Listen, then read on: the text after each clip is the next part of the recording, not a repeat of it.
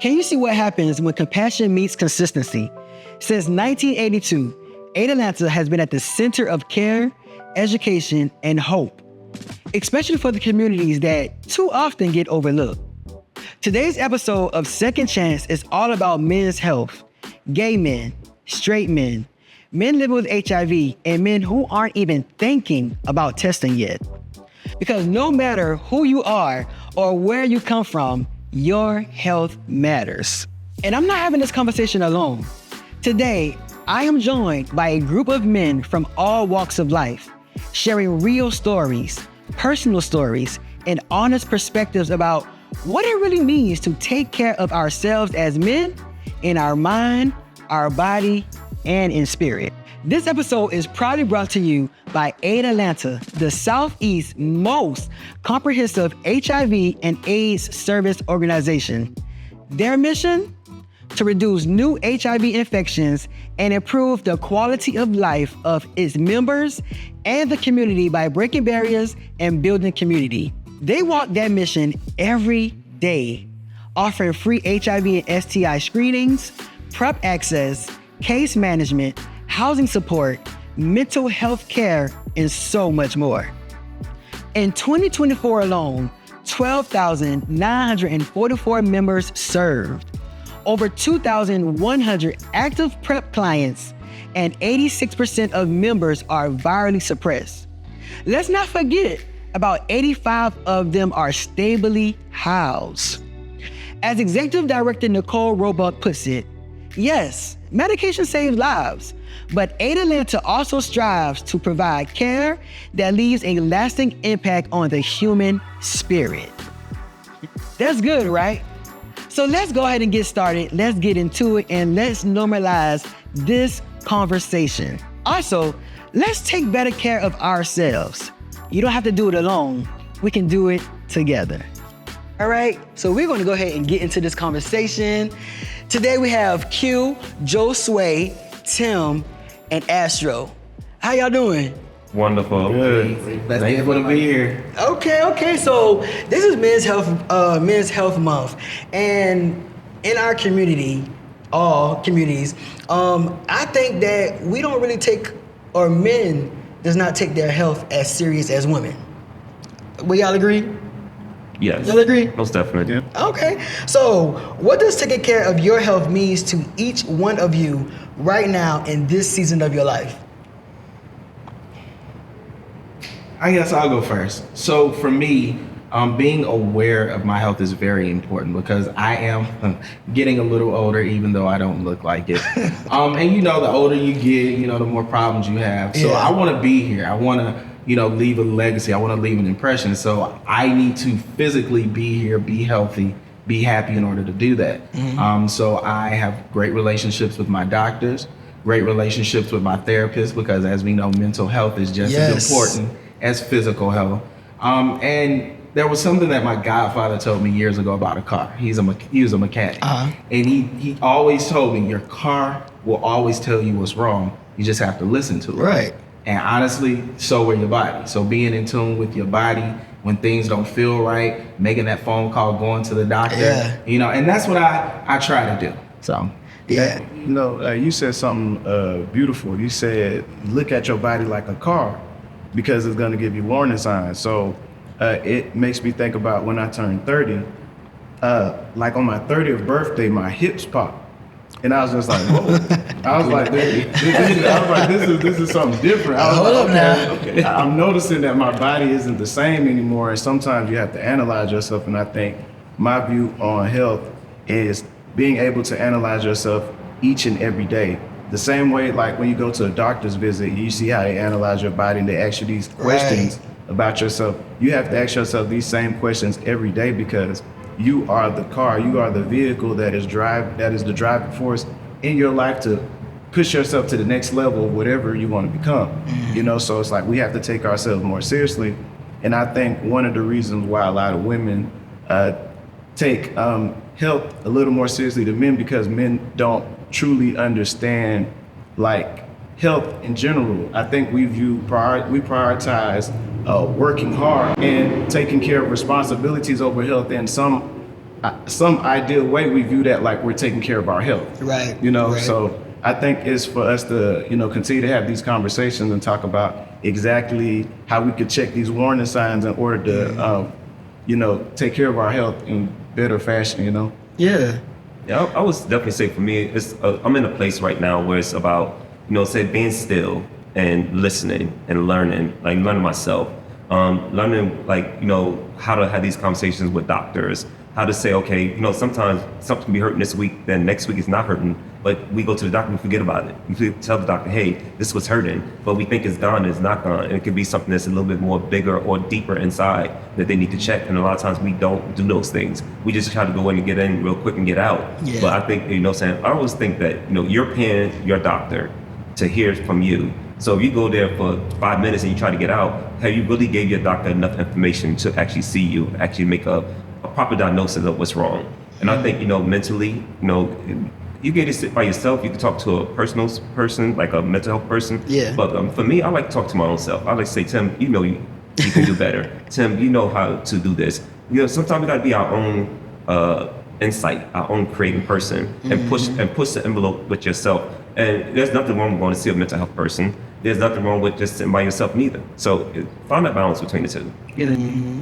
Yeah, I like everything that you guys have said. You know, it really is about being present and also honoring every step of it and every stage of it. I feel like in my past, a lot of times I would be so caught in the flow of just being busy, doing life, doing what I want, that if I see something small, I'm like, oh, I'll get back to it. Or if it grows or if it manifests more, I'll go and seek it. But now, like, I don't care. It could be the smallest thing. Like, I went to the doctor the other day. I'm like, I have dark circles. I think I'm low on iron. Like, check my blood, please. Listen. But they're like, you're good. But I'm Yeah. like, I am at that level where it's like, I'm not letting anything pass by because the smallest thing can expand to something so big. So it really is being present, be intentional, and, you know, really just checking on every last thing. Yeah. Like, no matter what.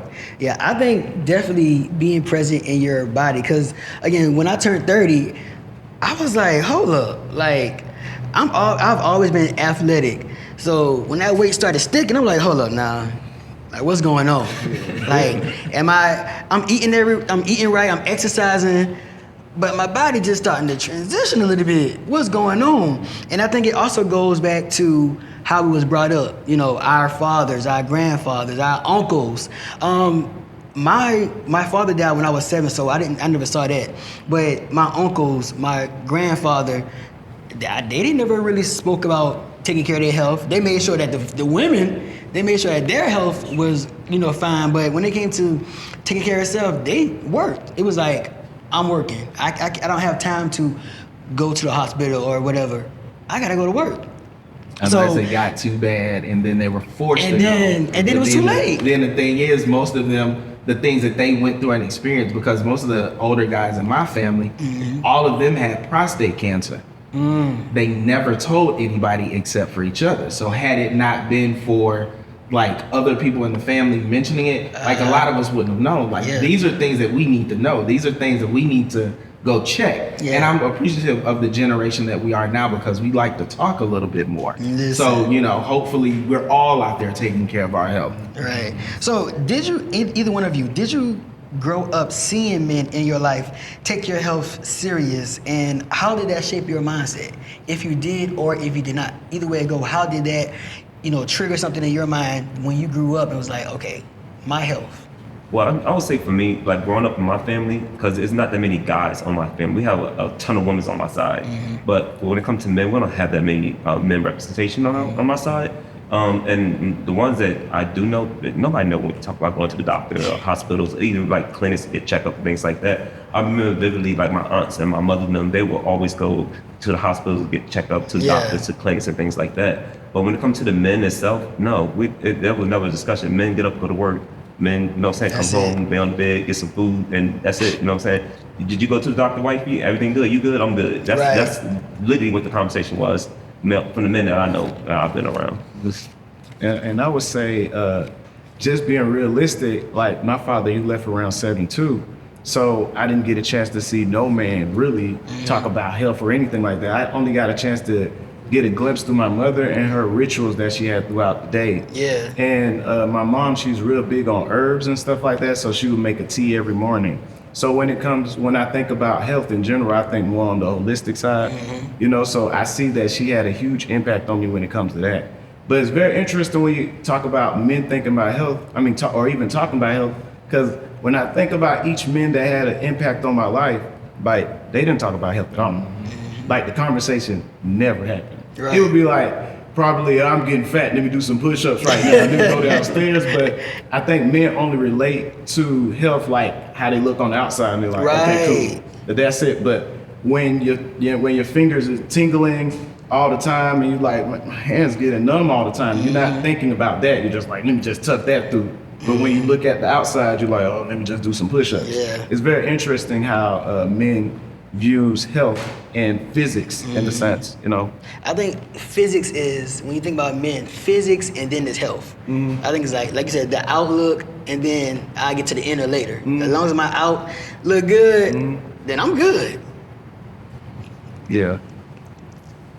You looking like No, because I'm sitting here thinking, and I guess it has to do with like the masculinity that we're taught as a child. Like, that's one of the things that I was taught. You can't have a problem. You gotta be strong. Yeah. You know, if you got an emotion and you feel like crying, you know, you don't need to cry. Go in your room and things like that. And I feel like when it comes to health, if there is something wrong, then you're looked at, or you may feel weak, and that does not go in line with your level of masculinity that you're trying to present to people. Yeah. And the way that it makes me feel now, like, it sucks, but I feel bad for those people, the people that came before me, because you couldn't be your real, true, authentic self, because, you know, you couldn't express that you had a feeling, that you, you know, that you're not feeling well, that you got a little ache, a little pain, because now you feel that people are looking at you as less of a man. Nowadays, you know, like I said, we're sharing a lot more, we're talking a lot more, we're caring a lot more. So I'm thankful for us, but I wish they had a little more. I wish they gave themselves a little more in previous generations. Yeah. See, I was gonna ask that. I was gonna say, do you feel like there's pressure for men to be strong instead of asking for help when it comes to their health? But when it comes to how can we support each other as men, taking care of our health, being serious with it, and not judging or shaming the next man for doing it? Creating spaces. Yeah, I would definitely say creative spaces. I would definitely say having those conversations with each other. Like, I think that, you know, we as men, we're strong. We're taught to be strong, I should say. But I think that, you know, when we get around our uncles and our grandparents and our grandfathers, stuff like that, they need to, or we need to embrace them and say, hey, we're in a different set of generation now. Right. We're talking more about our health being. We're talking more about our feelings. We're talking about more about who we are as people. And that doesn't mean necessarily that, you know what I'm saying, I'm going this way or going that way. It just means that I'm more influenced and more in touch with myself. And by the time we don't have those conversations, we don't have the chance to, especially in Black households, when, you know, you start to express yourself, then people start to look at you very differently. Like, oh, what's going on? Or what? Or you weak? Or the famous one is grow some balls. I'm like, well, that's the weakest part of the man. You know what I'm saying? So why would you even say that? You know what I'm saying? So it's just like those things. And, you know what I'm saying, how do we, as, you know what I'm saying, I would say the new generation that's coming up, how do we combat those things? You know what I'm saying? How do we have those conversations? Well, hey, yeah, I was talking about this back in the days, but now we're talking about our sexual health. We're talking about, you know what I'm saying, cholesterol levels. We're talking about obesity. We're talking about all these different things now because we want to live to the age of 90s and 102s and things like that. Because we, you know what I'm saying, especially as Black people, had the tenacity to be able to live longer. We just make poor choices in our health, and that's the reason why we don't live as long. And truth be told, I mean, they were living to 100 years old a while ago. Now, they might not have no legs, and they might have had to get their stuff amputated because they weren't going to the doctors in advance. But I think it's going to start with the kids, because as a child, you know, these are your formative years. These are the years where you're learning a lot of things. And, you know, if you're a little boy and you fall off the bike and you scrape yourself, get up, suck it up. You know, you can't cry it out. You can't have a feeling. So if you allow that child to see it's okay to hurt early, then they're not building that wall up against emotions and things like that. And then they don't become a 25-year-old angry, bitter man who can't share his feelings and emotions with people. So if we get it young, then I think we have a better chance of creating a better future for us in general. Yeah, that takes me back when I was back home. A football player passed out, and you know he didn't die or anything, but he passed out because of his heart. And once he got himself together, the news was interviewing him because he was a good star, and they asked, it was like, was this the first time you felt like this? He was like, no. He was like, I've been feeling pain in my chest for some minute, but I knew that if I would have told my mom or my dad, I wouldn't have been able to play football, and that they would have felt like, you know, I was soft. Like he said that on the news, and it was like, dang, like you, goes back to what you said. If he was that young boy and when he hurt himself, all right, you know, are you okay? How does it feel? You know, let's go to the doctor. Being 18, 19, playing football, having those heart feelings, he would have spoken up about it, and it would have, you know, he wouldn't have passed out on the field. So again, like, it starts young. Like, come on, like, how do you feel? You know, you doing good? You know, like, you have to do those. I feel like they say raising a child starts at home. A child's character starts at home.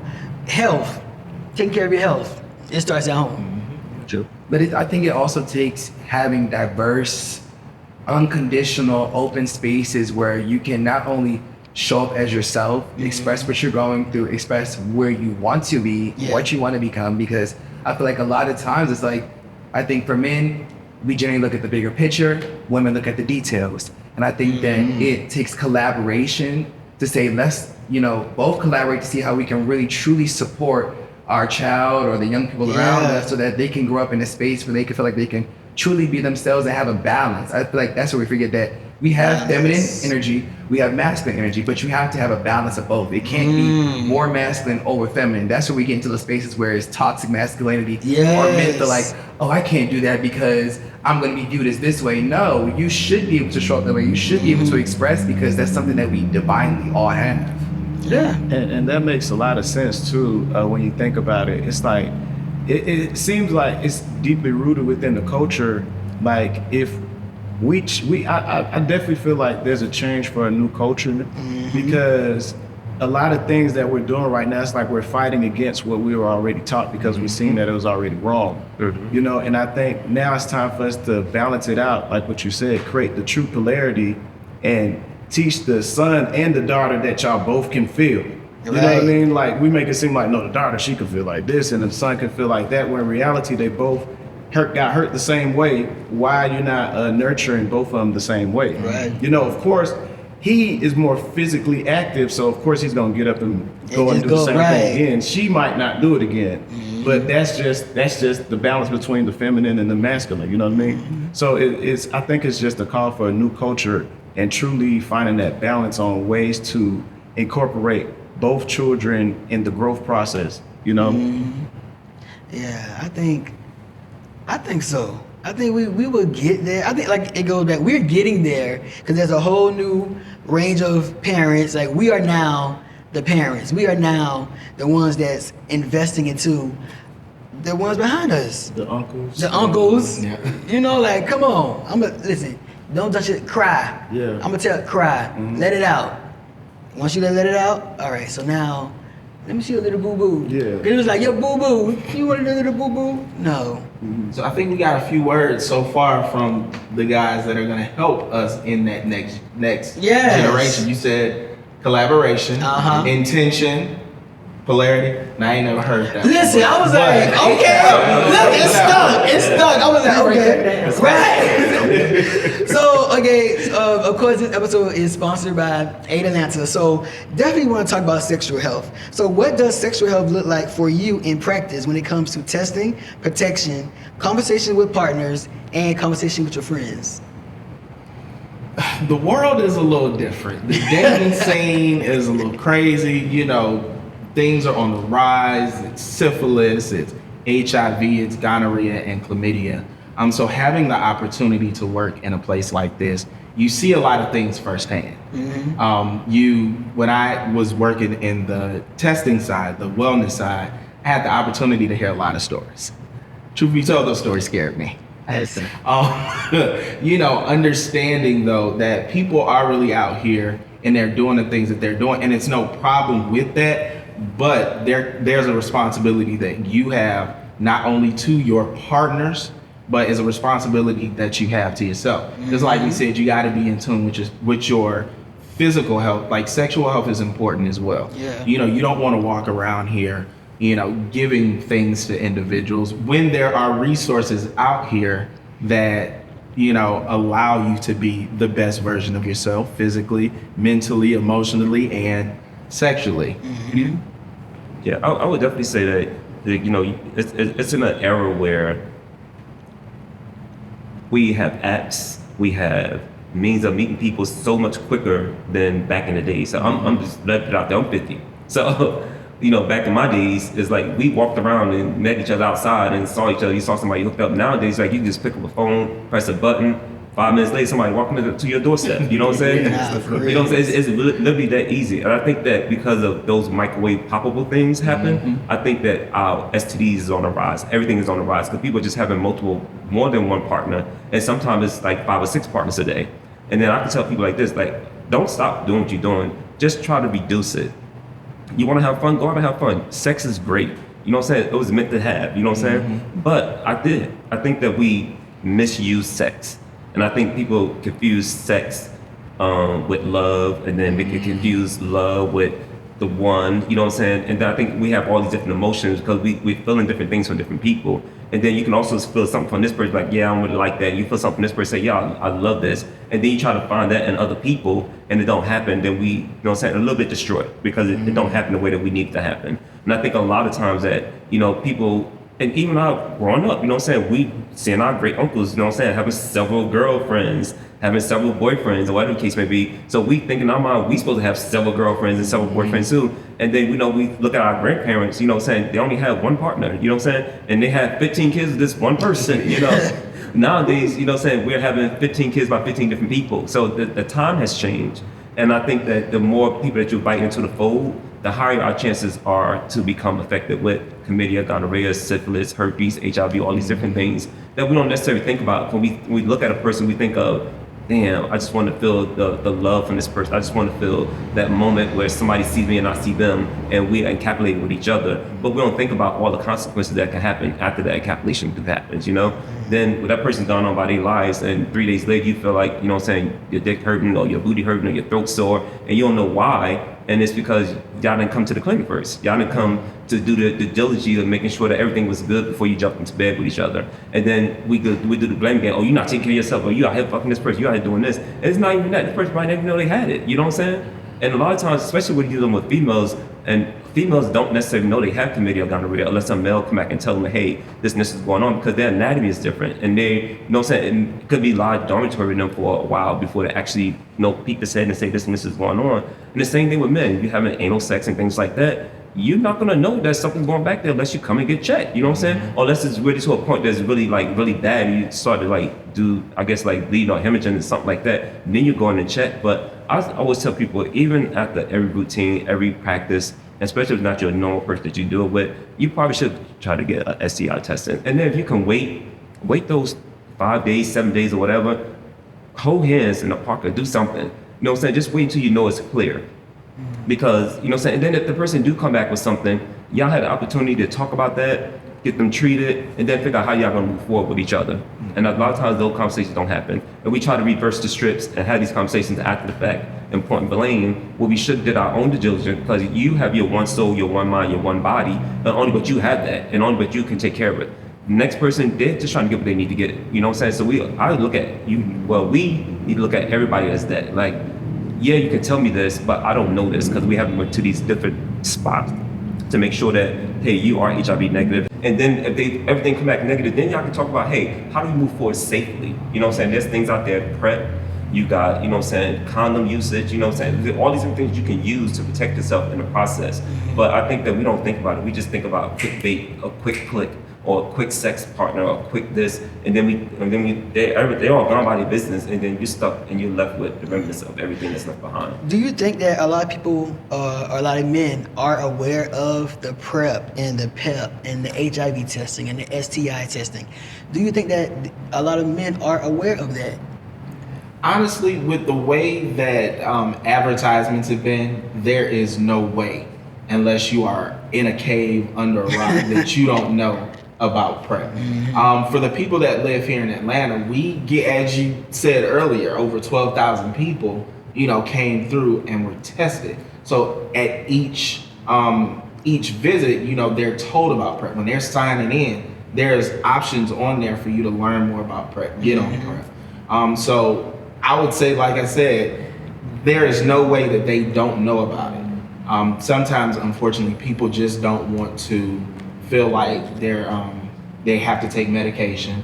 I've heard people say, well, if I get on it, like, I gotta hide my bottle because I don't want people asking me, do I have HIV or things like that. So I think their mindset is wrong. Some of them, not everybody, because there are a lot of people that are on PrEP. And there are a lot of people that inquire about PrEP. But a lot of people still, they have the wrong mindset. They're thinking the wrong things. I'm like, you shouldn't be worried about if a person is asking you why there's a bottle of medication. That's good. The fact that you are taking care of yourself, you've taken that step to take care of yourself and ultimately take care of the person that you're having sex with. Like, we need to think about other things instead of what other people are gonna think. I think that we need to have more normalized conversations around PrEP and PEP and all these different things. I think that people do know about it, but I think that so it's this stigma still around it, and unfortunately it's the same stigma that's around HIV. You know what I'm saying? So that's the reason why people don't want to be like coming in and say, hey, I want to get tested, or some people just don't want to know. I have people that come into my office and I literally got to convince them that they should take an HIV test. They're like, oh, I don't think I got that, but I know. But if you think you got chlamydia or gonorrhea, what makes you think that you might not have HIV? Right. And then also when people come in for PrEP, they're like, oh, I can't afford it. We have really pretty much eliminated barriers to affordability of it. We give the medicine out free here. You know what I'm saying? Even if somebody come in, they test positive for chlamydia, gonorrhea, we'll treat you, and the next thing we'll tell you, hey, we're gonna sign you up for PrEP because eventually, you may end up HIV positive. You know what I'm saying? Especially if they keep coming in with ostomy infection over and over and over again. And unfortunately, we just had in our office, we just had a person who's 17 years old. We was trying to get him on PrEP for 2 years, and he just tested positive. And he was like, I should just listen to y'all from the beginning. And I'm like, because people are not going to change. You're going to want what you want when you want it. But how do you protect yourself in the process? That's the most important thing. And I think we need to lead from that model. Like, how to protect yourself. It's not about how many people you have. You're going to have who you want to have. But are you protecting yourself in the process? And then also you protect the people that you're going to have sex with, too. Protect them, too. That goes back to the conversation that me and Astro had off air. It goes to knowing yourself. Like, Astro was saying, like, he started PrEP, but he didn't continue it because he know himself. He was like, I'm not gonna be having sex like that, so why should I do this? But it's people that say, oh, I'm not gonna have sex. And then, like we said, next day, hour later, they outside, booked over somewhere. I got somebody booked over. And it's like, but you just said that you don't want to take care of yourself, but you're doing this. So it's really just looking into yourself and just being honest. Like, just be honest with yourselves. But I think also, no, go ahead. Hold that thought, don't forget about it. Because you've been dropping gems. I think it takes flexible, comprehensive, non-judgmental conversations as well. Because even thinking back to when I first learned about sex, I was in school. There were no affirmative conversations about how to engage healthily in gay or bisexual sex. It was only heteronormative standards that they were sharing. It wasn't about like, oh, if you're interested in the guy, it wasn't about the rules of engagement, how to have conversation, how to even lead in this, how to prepare yourself. So it's like, these are things that you have to navigate on the background or navigate through ChatGPT or Google, or somebody that we just met online is like, oh, I can tell you how to do it because I need it right now. So it's like, you're having to go all these different routes instead of having, at root, whether it's at home, whether it's at school, whether it's at community-based organizations, that conversation that you can say, these are all things that are available to you, regardless of your sexuality or your sexual preference or what you're looking for. take part in all these if you engage in sex, because I think now in today's time we're recognizing that nothing is off limits. Nothing is off. Anybody can get HIV, anybody can get syphilis, anybody can get chlamydia, Trick. and it only takes one time. Yeah. You don't even have to physically put your piece into anybody. Like if you put your tongue into something, And bam. it's over. So I think it takes those comprehensive, flexible, non-judgmental conversations to kind of break down all those barriers, Yeah. shake off all those woo-ah-wahs so that people can feel like, okay, maybe I can have this conversation. and access this. Maybe I can take part in this, you know? Yeah. Because it goes back. Oh, sorry, go ahead. So what I was going to say was that, what's coming down while you were saying, I think that, PrEP is for pre, you know what I'm saying? It's a pre-exposure prophylaxis though, right? So I always tell people, even though you're not having as many sex partners, you find that one person, you keep off that one person, you don't know who they've been with. So it's not about you. Yeah, you can do everything in your whole willpower to take care of you as yourself, but there's things that placed here on the earth by the Lord or by whoever, you know what I'm saying, what we believe in. These are valuable tools that we can use in our toolbox. And we have to access those tools before and not after, like PrEP and PEP. Like these are things that they're life-saving medications that can really alter how you gonna live the rest of your life, you know? And like I said, like, good for you, because you know who you are as a person. You know that you're not gonna be out here, you know that nobody's gonna come to you and give you this one-off and you gonna go, oh my God, I gotta have this person tonight. You know what I'm saying? But a lot of people are not like that. You know what I'm saying? A lot of people are like, oh my God, I felt this person, we there, and if I don't nail it tonight, it may not be a second chance, you know? And a lot of times we All right, second chance. Right. All right. So, like I always tell people, so we never know what a moment's going to take you. So always try to prepare yourself for every moment. And there's no wrong way to do it. But I still say we have opportunities. We have things that's laid out in front of us. Our toolbox is starting to really get laid out with a lot of things that we can actually use to prevent. But we just have to be willing to access those things. Yeah. And I was going to just say that, so as y'all know, I've been living with HIV for 10 years. But PrEP came into action, I want to say 2013. I found out my diagnosis in 2015. But I'm from a small town in South Carolina, so PrEP wasn't even being talked about 2 years after it came about. The only thing that they was talking about was abstinence or use a condom. But it wasn't, well, if you're not going to use a condom and if you're not going to be abstinent, here is A, here's B, here's C. And I tell people all the time, if I knew about those other things, I'm sure I would have taken care of myself, better. I would have been more prepared. But yeah, so I just say that just to go back to just in these small communities, I'm glad it's now on TV, it's on Facebook, Instagram, because I actually got tested because one night I was on Facebook and an HIV ad came up and I was like, well, I'm having this symptom. And I told my partner at the time, and I was like, I think I want to go get tested because I'm having these symptoms that I just saw on the Facebook ad. And when I went, that's when, I was like, but it's just putting it in front. And I think that AIDS Atlanta does a good thing of putting it in the front of Atlanteans, however you say it. ATLians, yes. So how would you individually continue to put it in the forefront, whether it's in your family, your friends, your partners, about testing? So, for me, when I was working in the wellness side, it was pretty easy because you came in there for testing. Mm-hmm. A lot of times, as we said earlier, people only want to focus on what they want to focus on. Yeah. They may come in because they have a symptom and that's all they want to focus on. But there's a lot that could be going on in their body.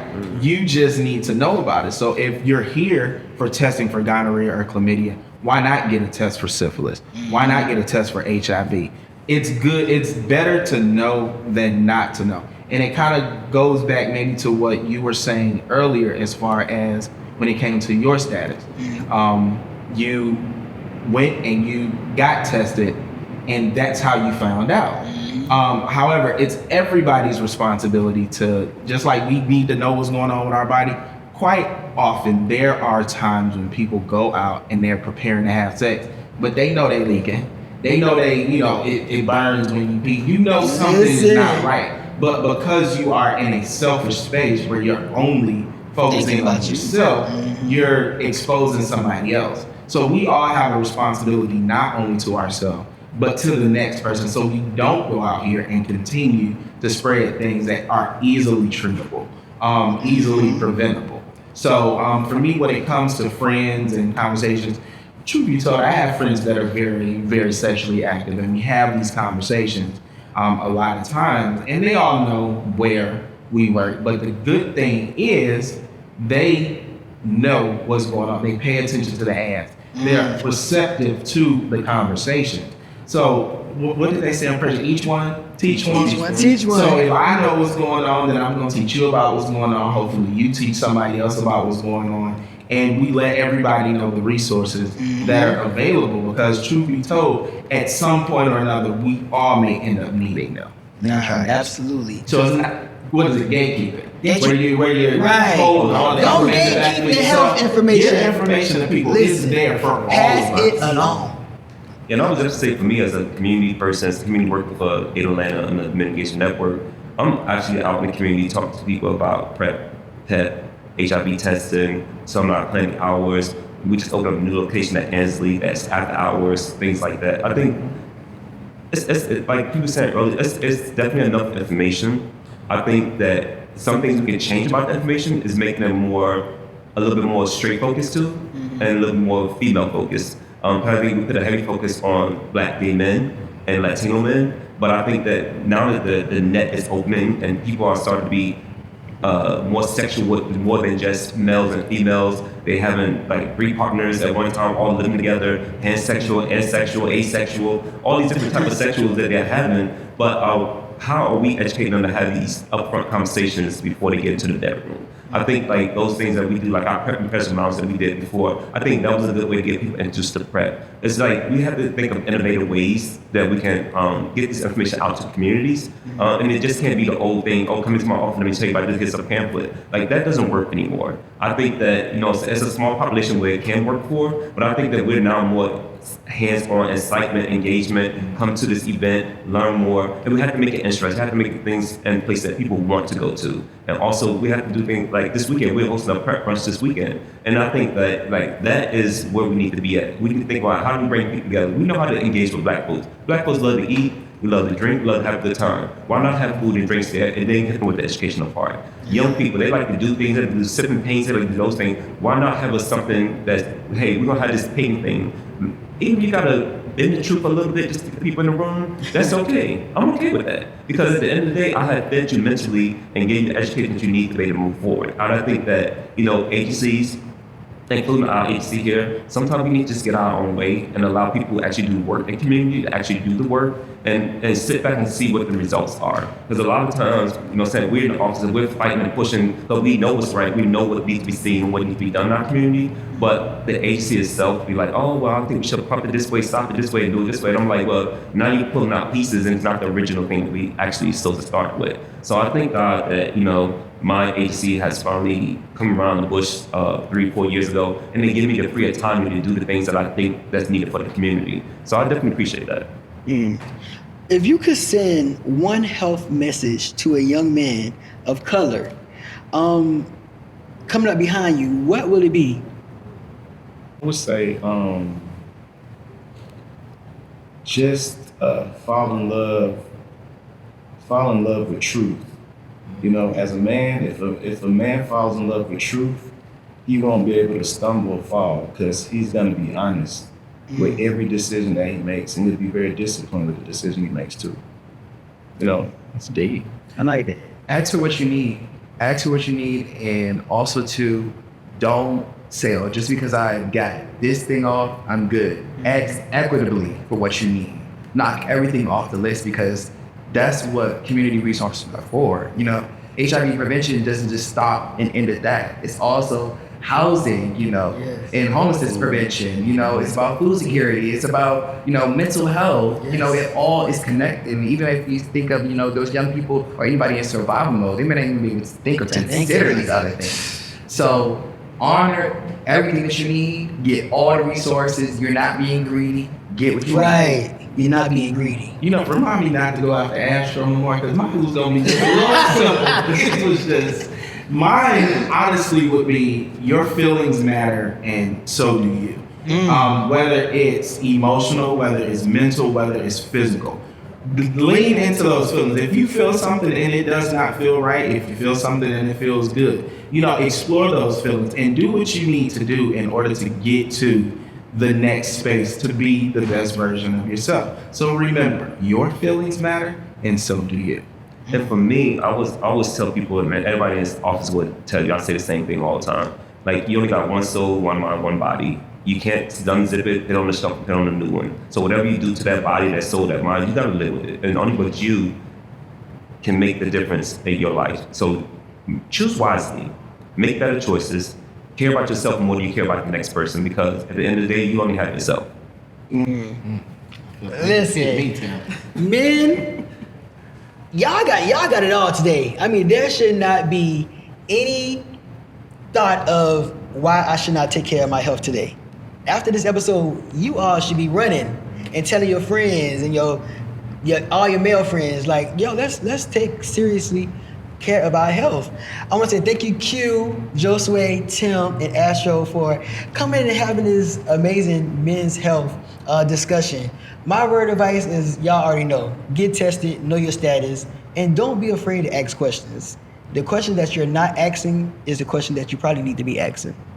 All right, y'all, this has been another episode of Second Chance with Johneri'O Scott, the men's health edition. I want to say thank y'all for tuning in and stay where you at. But guess what? Go ahead and check out Atlanta. They're waiting for you. Peace.